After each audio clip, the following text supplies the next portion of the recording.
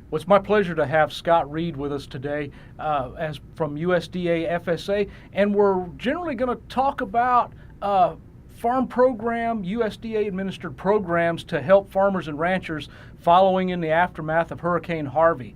So Scott, if you'll tell us a little bit about some of the programs that you work on there to help farmers and ranchers following the hurricane. I do work with the Texas livestock producers here in the state of Texas.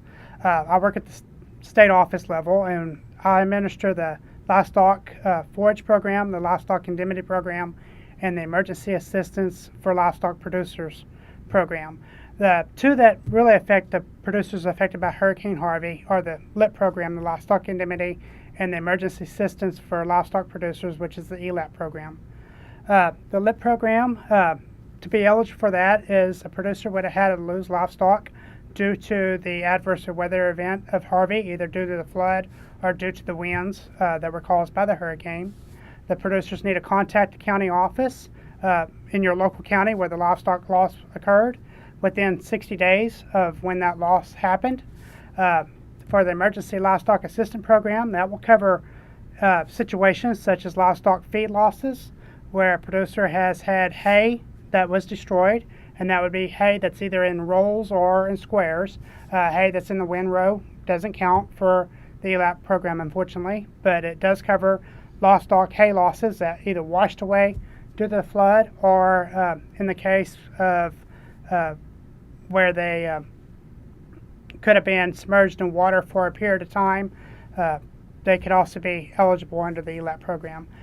Quality losses don't qualify, so the forage actually has to be destroyed to be eligible for the program. ELAP also covers purchased hay or purchased feed. If that was lost, if you had some cake or cubes in a barn and that barn blew away and that feed blew away, those losses could also be covered under the ELAP program. Besides livestock losses, ELAP also covers fish losses.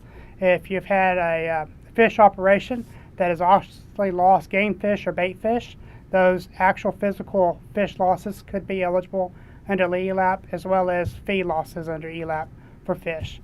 ELAP also covers losses due to honeybees, the actual colony loss of the bees themselves, or the actual hives, the boxes that the bees stay in if those washed away in the flood or in the winds, could also be eligible under ELAP.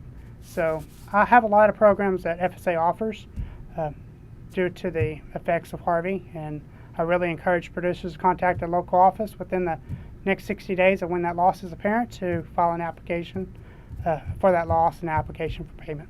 So you mentioned 60 days time period. Is it 60 days from when the loss is apparent? Is there some hard deadline that's already been announced for this program? For both LIP and ELAP, it's 60 days from when the loss is apparent. Under normal conditions, if we were operating normally, it'd be 30 days from when the loss is apparent. But due to how catastrophic losses were under Harvey, the administration has decided to extend those deadlines out to 60 days. So it's 60 days from when that loss is apparent to the producer. Well, let me ask one other quick question. So a lot of times in storms like this, we'll have some livestock losses where they drowned immediately.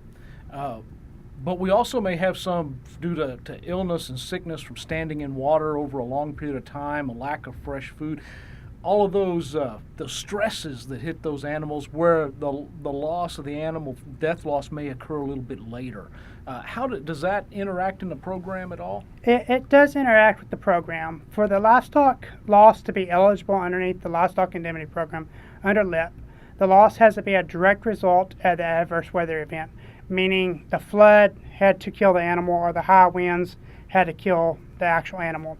An animal getting sick due to pneumonia or something after the flood event doesn't necessarily mean that flood or that adverse weather event caused that livestock death. Livestock can die within 60 days of the adverse weather event and still be eligible, but the producer has to prove to FSA that the loss was due to that adverse weather event and not some other outside event that's happened. Well, Scott, one other question that's probably pretty important to ask is what kind of documentation is a rancher or farmer going to need to document some of these losses to become eligible for these programs? for both ELAP and LIP, documentation is key to be able to receive a payment from the U.S. government. You're going to have to prove, in the case of livestock losses, the death of that livestock. That proof of death can either be actual visual pictures where you have a picture of that deceased carcass, or it could be in the case of where there's not a physical evidence of that loss because it washed down the river or out to sea, and all you have is your beginning inventory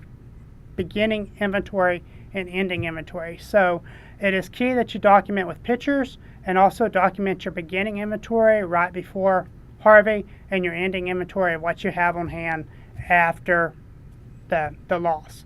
Realizing that livestock producers may not gather their livestock right after the loss, so it may be several weeks after before you get the ending inventory, but once you know your ending, document that well. That documentation of beginning and ending inventory can be several different ways. It can be documentation where you hired a cowboy to work your livestock, or it could be vet records. It could be chattel inspections if you have a bank loan on your livestock where the bank inspected your herd prior to or after the hurricane of what your inventory is. There's several different ways to do that. Same thing under the ELAP program, for loss of hay. You have to prove to us that loss of hay. That is pictures of the destroyed hay, or it is evidence of where the hay actually washed down the river and it's completely gone, that there's no pictures available. It is proving to us that you have the means and the ability to produce the amount of hay that you are claiming. If it's purchase feed, that's real easy to show. You just bring in your feed receipts where you purchased that feed prior to the hurricane, and that shows that you actually had that feed on hand prior to the loss.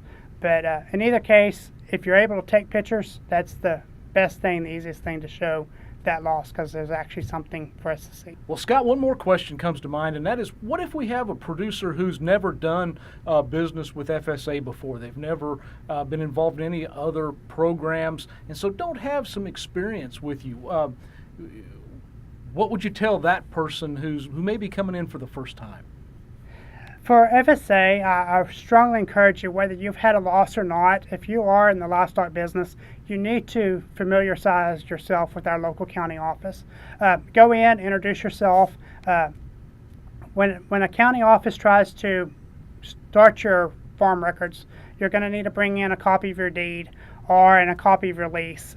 Either way, if you're owning the land or leasing the land, we need a copy of that deed for ownership or the lease to show that you actually have control of the land.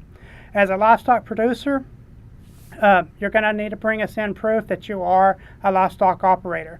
That is, where you purchase the livestock, or in case where you're a cow-calf operator and been in business for several years, we're going to need a copy of your tax ID or Social Security card. If you're operating as an entity, that's going to be a copy of where you applied for your tax ID number through the IRS.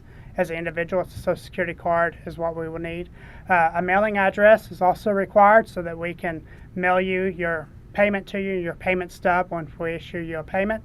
We will also need a copy of a voided check so that we can do direct deposits. All of our funds are issued electronically. We do not issue checks, so a bank account for you to do a direct deposit is also required. Anytime you do business with the government, just like if you do business with the IRS, Uncle Sam wants to know everything about you. So we're going to ask you to fill out several different forms. You're going to fill out a 1026, which is a highly erodible wetland conservation form, saying that you have not broken out any land that hasn't already been prior determined before you broke it out, and to determine if you have a wetland on your property that you're claiming benefits under.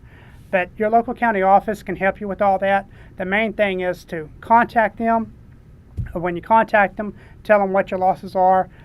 Set an appointment time, kind of like going to the doctor's office. If we know you're coming, we're better prepared and be able to get you in and out quickly. Whereas if we don't know you're coming, then unfortunately it may take you several trips to get everything that we're Might be asking somebody for. in line already. Yes, sir. Well, Scott, thank you very much for being with us today. And I think that from what you said, contact your local FSA office in your county within that 60-day time period to make sure you get signed up for some help on those losses. Thanks, Scott. Thank you, sir.